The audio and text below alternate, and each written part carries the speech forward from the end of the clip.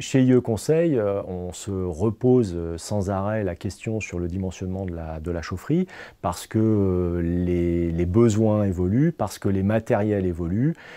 parce qu'il n'y a pas de règle aujourd'hui réellement de dimensionnement de ces installations et que chez IE Conseil, on essaye d'adapter nos règles à l'évolution des produits et des besoins. La règle des 2/3 à la base s'applique lorsque l'on a 2 chaudières dans une chaufferie et on s'assure dans ce cas que lorsque une chaudière tombe en panne, que la chaudière restante puisse assurer 2/3 de la puissance globale de l'installation. Pour éviter le surdimensionnement des chaufferies, on va, dans la mesure du possible, appliquer cette règle en mettant en place non pas 2 chaudières, mais 3 chaudières dans nos chaufferies, ce qui fait que lorsqu'une des chaudières tombe en panne,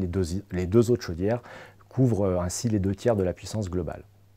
L'intérêt de mettre 3 chaudières en chaufferie permet également d'augmenter la plage de modulation globale de la chaufferie, c'est-à-dire qu'on a un rapport d'environ 1 à 10 avec 3 chaudières en termes de modulation, alors qu'on a un rapport de 1 à 6 quand on a seulement 2 chaudières et pour lesquelles on applique cette règle des 2/3.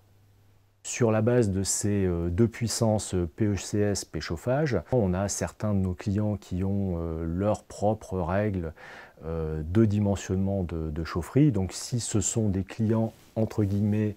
sachants, on va appliquer leurs règles de dimensionnement